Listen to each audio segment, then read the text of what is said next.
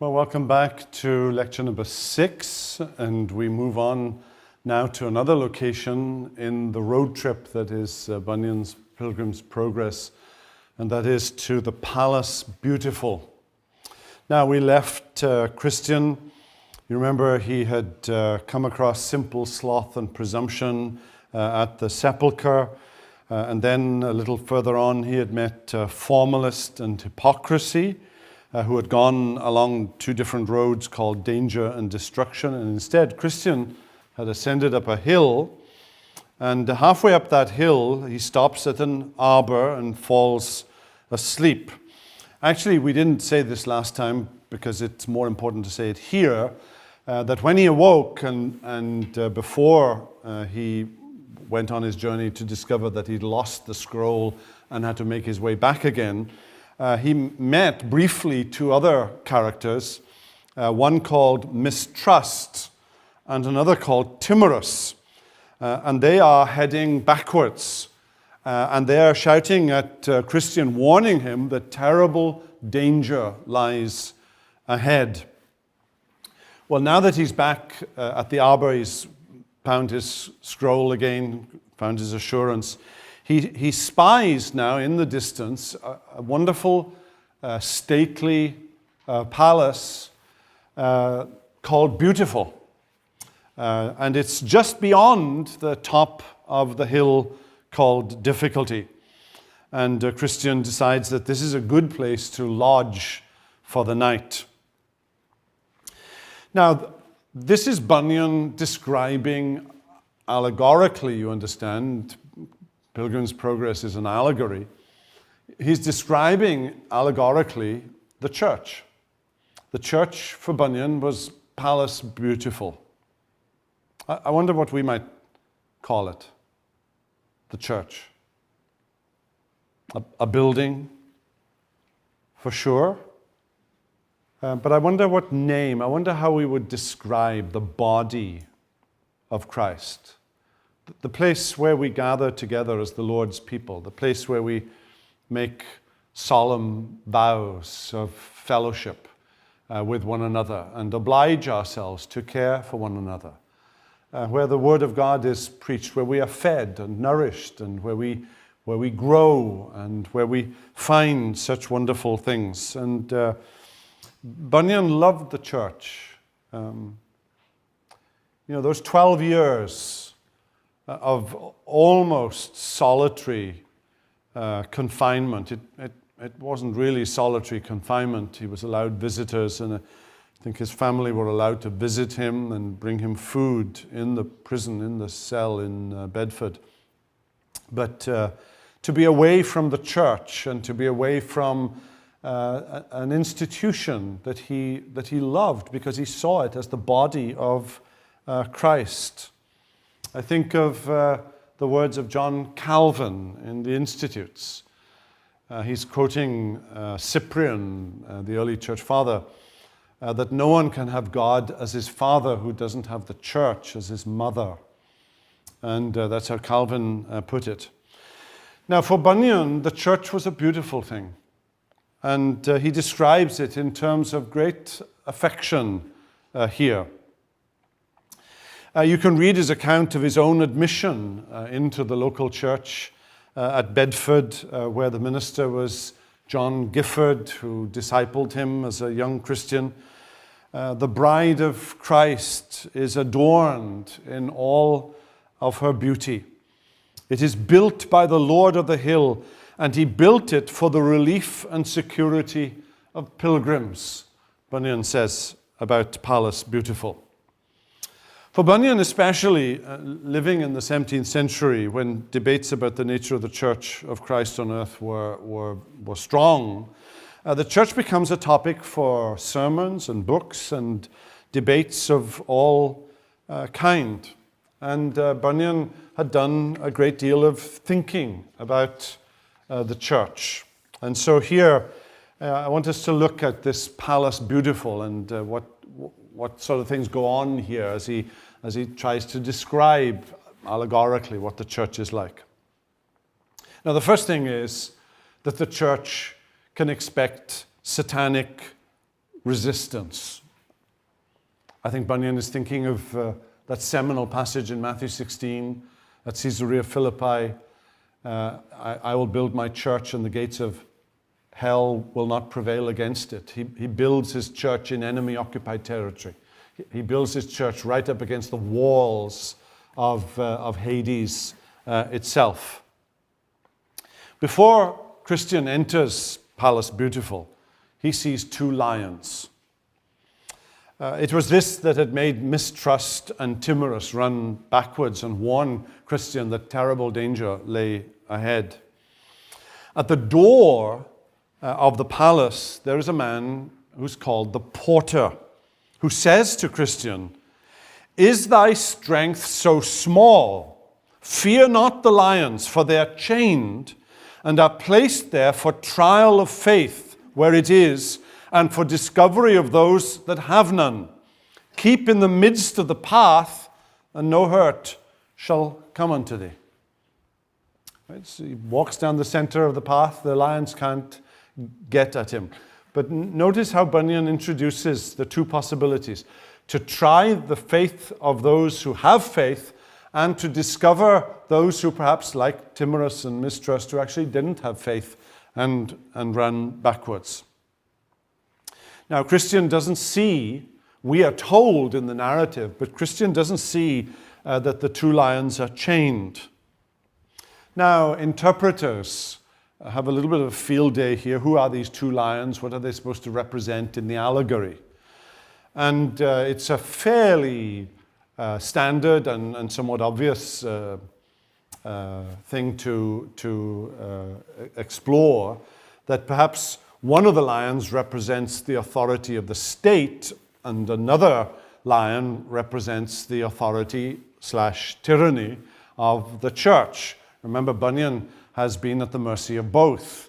He has refused to conform to the standards of the Church of England. He's a nonconformist. He's a Baptist to boot in the 17th century.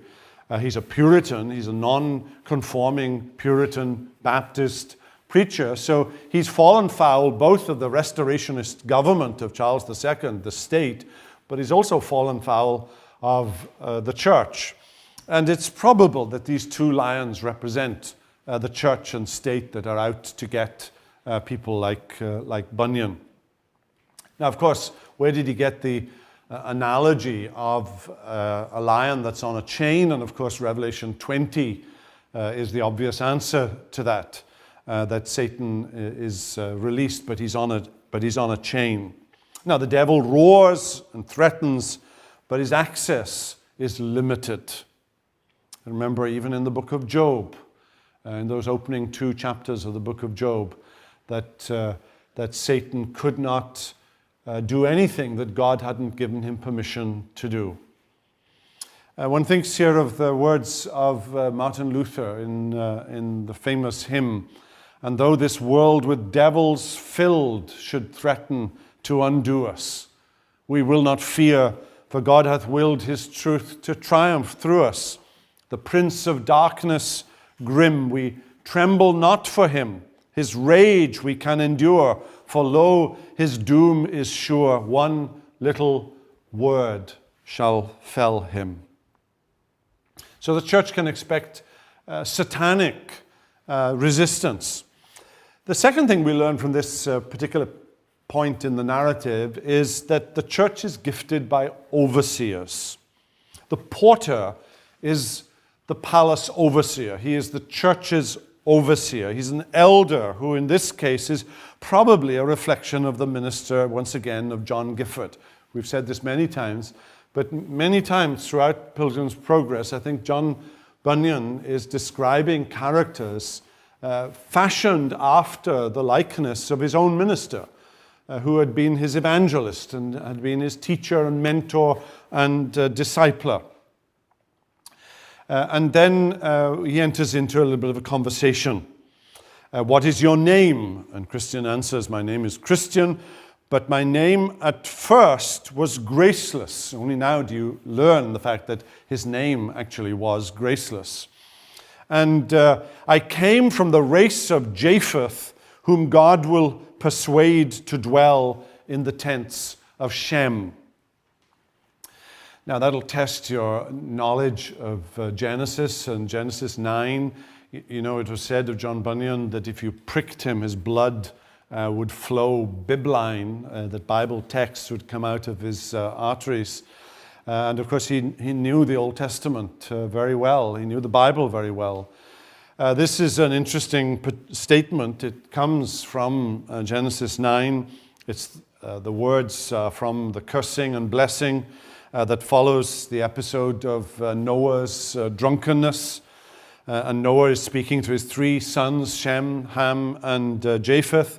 And the Japhethites are the Gentiles, and they're to be brought in to the tents of Shem, the Semites, the Jews, if you like. So Noah is pronouncing a blessing on Shem, a blessing that will extend down to Abram in Genesis chapter 11, and from Abram, whose name will be changed to Abraham, down through the pages of the Old Testament and to the likes, more than likely, of you and me, who are Gentiles, grafted into this vine. Bunyan understood himself as a Gentile, grafted into the vine that is Israel. And then he's asked the question by the porter, how is it that you've come so late? And Christian then retells the whole story. It's a bit like Wagner's Ring Cycle. And every now and then you just have one of those moments and you realize you're going to hear the entire story all over again for the next 45 minutes. And that's because perhaps as the narrative is being told in part, you know, you pick up a book and you put it down, and then you pick it up several days later, you've forgotten the story. So it's useful to have a retelling or sort of recap of the story in the middle of the narrative. Perhaps that's what Bunyan is doing. I rather think Bunyan is doing something else. What he's saying is that in the church, particularly in the 17th century Puritan church, it was also something that was very common in the Welsh evangelical churches of the late 18th and 19th century. And that is that Christians would gather together, and one of the things that they would do in times of fellowship would be to tell their story, to tell their conversion story. Tell me how you came to faith. Tell me how Christ found you. And we've all got different stories. I have a dramatic sort of sudden conversion, like the Apostle Paul on the road of Damascus. I can give you a date and an hour. My wife was a Presbyterian, went to church 3 times on Sunday, sang hymns around the piano on Sunday afternoon. She can't remember a time when she didn't believe. So our stories are very different, but it's not the exactness of the dimensions of the story so much as that you have a story, that you have come to Jesus. But this sharing of our story, the sharing of a testimony.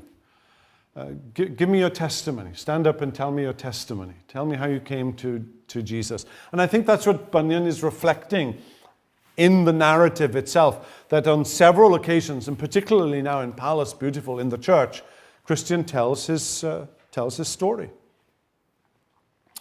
Then thirdly, the church provides spiritual refreshment. The first thing that happens is that Porter calls for one of the virgins. She's described as a very grave and beautiful damsel named Discretion. And she comes to examine him, quote, according to the rules of the house. And if she approves, to bring him to the rest of the family. Isn't that interesting? This is, how do you join a church in the 17th century? How would you join a Puritan church? You'd have to have a testimony. And that testimony would have to be credible. And that testimony would be scrutinized. And you'd be asked a lot of questions. Questions about the genuineness and the sincerity of what it is that you're saying and your interest in the Lord. And were there evidences of true saving faith? And had your faith been tested in any way? And how had you emerged from that testing? So once again, I think Bunyan is teaching us that in order to gain membership in the visible church and in the visible Baptist church of the 17th century, certain evidences of a true conversion experience had to be given. Right? You were examined, and only if you are found to pass that scrutiny would you be brought to the rest of the family. Now, evidently, Christian passes this initial scrutiny, and discretion introduces him to three more women: Prudence, Piety, and Charity, who warmly welcome him into the family. And at this point, the three women engage now in a fairly lengthy conversation with Christian, and three things emerge. First is the whole issue of spiritual conversation. Piety she asks Christian to explain the motivations that had led him to undertake the Pilgrim's Way. Interesting phrase. What had led him to undertake the Pilgrim's Way? And his answer is, one, the fear of destruction, and that it was as God would have it. And so again, there's this whole matter of spiritual conversation. You've probably been in church, and just before the announcements, there's a holy buzz or a holy din going on, and the minister gets up, and this continues, and you have to sort of quieten the people down. And you can take that one way or another way. One way is to say, these people obviously love each other. They're talking. At least they're not sitting there and nobody's talking to each other. That'd be worse. At least they're talking to each other. But then, over the buzz, you can hear what is the conversation about, and it's about football. It's about the baseball game the night before. It's about where are you going for lunch or whatever. And maybe the conversation is not as wholesome and certainly not preparatory to the words, now let us worship God. And so you have to introduce a sort of section into the pre-liturgy. Let's spend a few moments in silent contemplation, preparing our hearts for the worship of God, or some such thing as that. And I think that Bunyan is addressing the whole thing about spiritual conversation, talking to each other about spiritual things, and thereby encouraging one another. Encouraging each other through personal testimony. Prudence asks about the city he had left behind and the struggles he faces with things he thought would not bother him anymore. And what is it that makes you so desirous to go to Mount Zion? And he answers that by saying, why, there I hope to see him alive that did hang dead on the cross. And there I hope to be rid of all those things that to this day are in me an annoyance to me. There, they say, there is no death. And there I shall dwell with such company as I like best. For to tell you the truth, I love him, because I was by him eased of my burden, and I am weary of my inward sickness. I would fain be where I shall die no more, and with the company that shall continually cry, Holy, holy, holy. And then Charity asks why he hasn't brought with him his wife and his children, to which he replied that his wife was afraid of losing this world, and his children were given to the foolish delights of youth. Now, the next thing that happens in this spiritual refreshment is supper. And there's a wonderful section where Bunyan describes the food that they eat. He's there for refreshment of body and soul. And Bunyan describes the food. And the food consists of things like pomegranates. Now, 17th century England, if you know anything about England, they do not grow pomegranates in England. Not now, and certainly not in the 17th century. For Bunyan even to have seen or even to have eaten a pomegranate was surprising to me. And it was certainly an item of luxury that some merchant who had been overseas somewhere had brought back with him. But think for a minute, Bunyan spends 12 years in prison. I don't think he was eating gruel, but he wasn't eating luxury foods in prison. He was eating probably soup and vegetables that were brought in to him.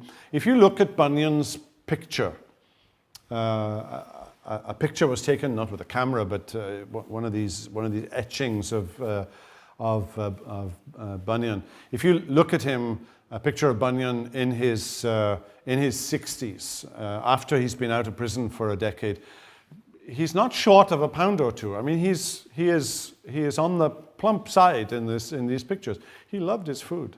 I think he missed his food when he was in prison. I think he loved his food. I think he loved to eat. And I think every time I read passages in Pilgrim's Progress that describe food, there seems to be this. It's not just plain food. It's not just grits and gruel. It's maybe that's not plain food for you, but it's extravagant food. It's luxury food. And in the allegory, do you see what he's saying? That the kind of food that the church serves is luxury food. It's wonderful food. It's food to savor and to enjoy. And he drinks some fine wine and is then taken to a bedroom called Peace. And all their talk at the table was about the Lord of the hill, especially what he had done and why he built the house. The church then is a place that feeds you and nourishes you and gives you refuge from the world. And then he sees in the morning rare treasures. He's taken to a room and he's shown the rod of Moses that became a serpent when it was thrown down before Pharaoh. He sees the trumpet of Gideon's men, Jael's hammer that he killed Sisera with, Shamgar's ox goad with which he slew hundreds of Philistines in the days of Deborah and Barak, and David's sling and the Lord's sword with which he would kill the man of sin, which for Bunyan probably meant the Pope in the 17th century. And especially the family history of the Lord of the Hill is seen. He was the son of the Ancient of Days and came by that eternal generation. And very interesting phrase, eternal generation, that Jesus is a son forever and ever. He always has been a son to the Father. And then, having been encouraged by all of that, then I saw in my dream that on the morrow he got up to go forwards, but they desired him to stay for a while, and so he does. And eventually, more food, vineyards, fruits of all sorts, flowers also, springs and fountains, very delectable to behold as he walks about in the gardens. And then he asked the name of the country that he can spy out in the distance, and it is called Emmanuel's land. And that's the direction that Christian is now going to head to, and we'll see that in coming lectures.